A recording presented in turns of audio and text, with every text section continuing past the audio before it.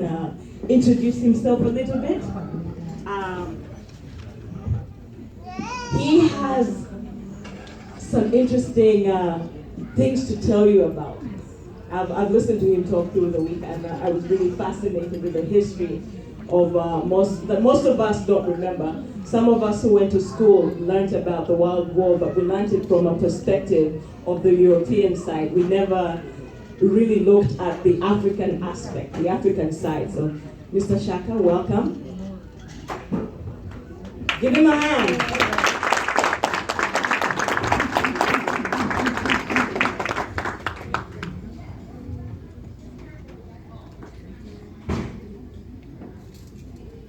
While she's setting up Odium, let me introduce myself again. My name is Shaka Barak. I am the Minister of Education of the Universal Negro Improvement Association, founded by the Honorable Marcus Mosiah Garvey. Some of you may have heard of him. He's one of the greatest Black leaders that we ever had. When he came to America, there were only two independent nations on the continent of Africa that were headed by Africans. That was Abyssinia or Ethiopia and Liberia, that had been established, of course, Abyssinia a long time ago, hundreds of years. But Liberia had been set up in 1822 and became independent in 1847. And so he built the first and largest mass movement of our people because he called together an international convention and he asked the blacks in China and Japan and different parts of the world, what are the conditions of our people there? And what they told him was that we were on the bottom everywhere. In every part of the world, that institution of slavery drove us to the bottom of every society.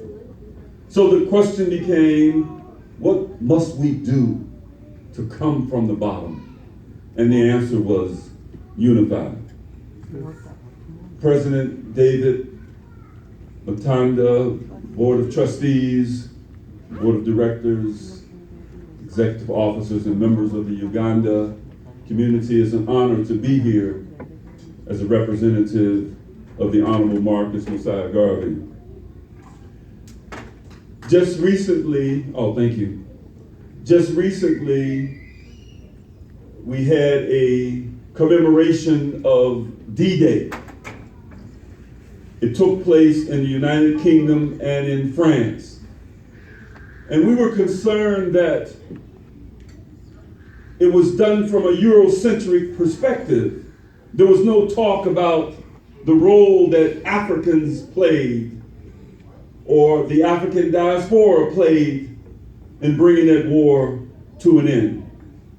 There was no discussion about the role that we played in terms of the fighting that had to be done to overcome fascism and Nazism. And so when I talked to Abigail, I said, this is heavy on my heart, that as a student of history, I'd like to make our people aware at every opportunity available about the contributions that we made to bringing that war to an end. I'm going to briefly go over some things, some facts that I think you ought to know.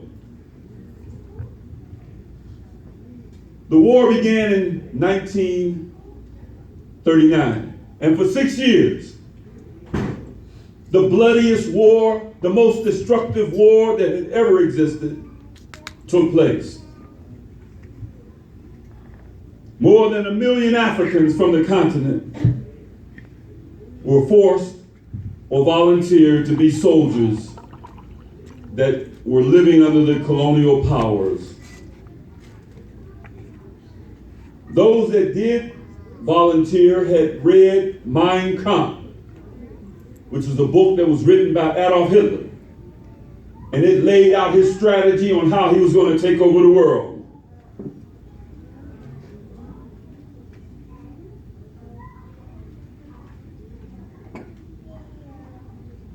Hundreds of thousands of Africans were forced to join this fight against what is called the Axis. That's Italy, Germany, and Japan. The colonial administration recruited 77,000 Ugandans, and the Ugandans played their part. I hope the Ugandan community takes the time to study your contributions to bringing that war to an end, because all the time that they talked about it on TV this week, there was no mention of an African, period. There were additional 125,000 African Americans that served during World War II.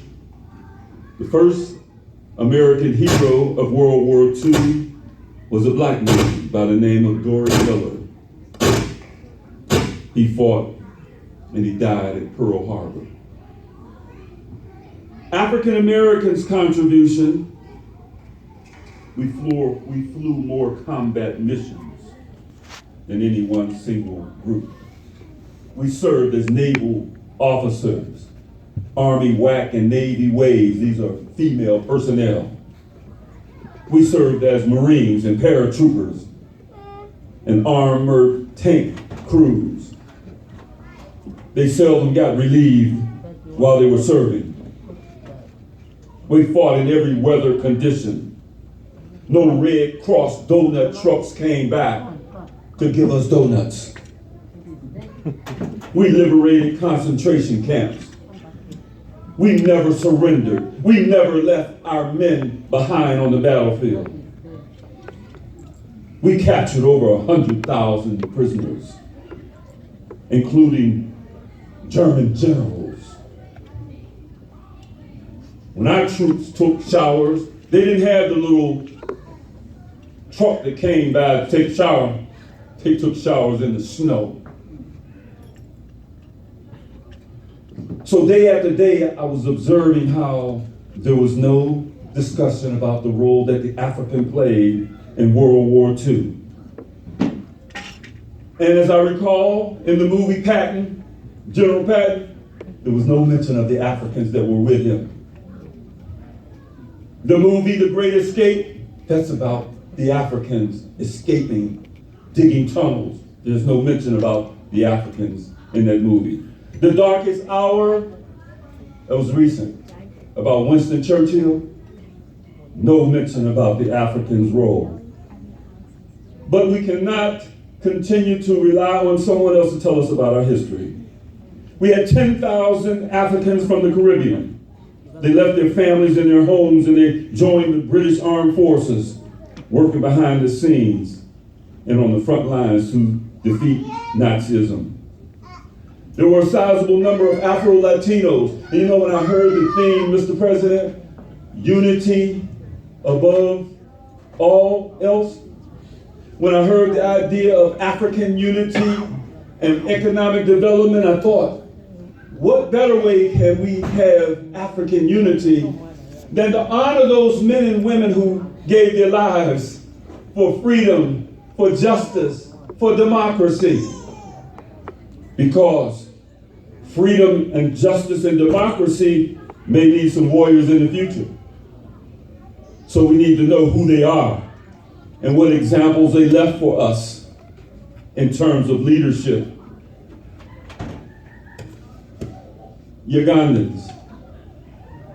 Although there was much known about our contribution to World War II, but they chose not to tell us about our contributions. It's like Marcus Garvey is one of the greatest leaders that we ever had. But if I question our community, how many would be able to tell me for the period of 5 minutes who Marcus Garvey was? And why wouldn't you know who Marcus Garvey was? Because in the schools that we go to, in those classrooms and using those textbooks, there's no discussion about your great heroes. And why not? Because there are some who never want you to be great. They never want your children to think in terms of independence and self-reliance, being able to take care of themselves. Right now, there's a movement on the continent of Africa where others want to take over. We have people talking about the recolonization of the continent of Africa. Do you know what kind of tragedy that would be? After all that was done to fight for the liberation of our motherland, to have it turned over to somebody else who didn't have to pay those prices and make those sacrifices. In the first few years of the war, the Royal Air Force recruited 10,000 West Africans for ground duties in the British West African colonies. They came from Ghana, they came from Nigeria, they came from Sierra Leone, and they came from Gambia. In the Gold Coast, now called Ghana, the king, Asante Hini, was indispensable because he mobilized the population and helped to construct airfields, construct harbors, and roads. In North Africa, which was a very important theater, you had the Italians who had control over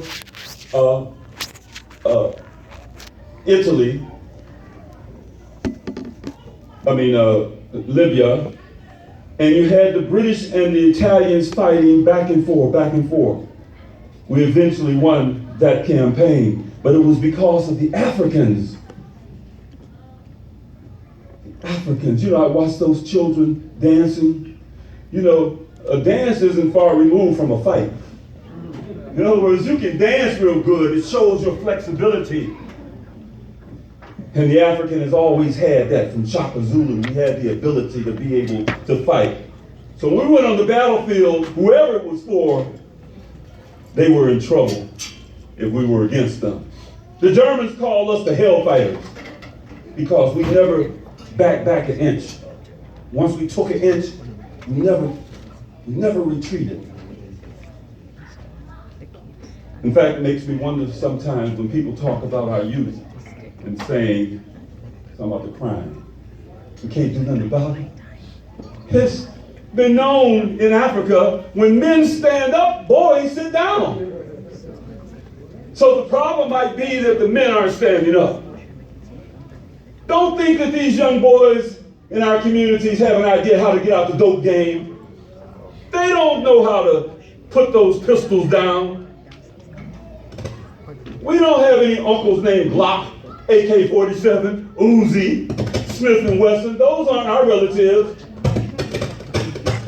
The Uzi is from Israel, but it's on 63rd Street in Chicago. The AK-47 is from Russia, but it's in our Hill Garden. There were just under 12,000 South Africans that were killed during the war. And every year this time, I don't know if you have your event every year at this time, but it might be a good time every year to acknowledge our fallen heroes and heroines. Lastly, when the African fought alongside of the European, here's what happened. He saw him naked. He saw that European in the mud. He saw him frightened.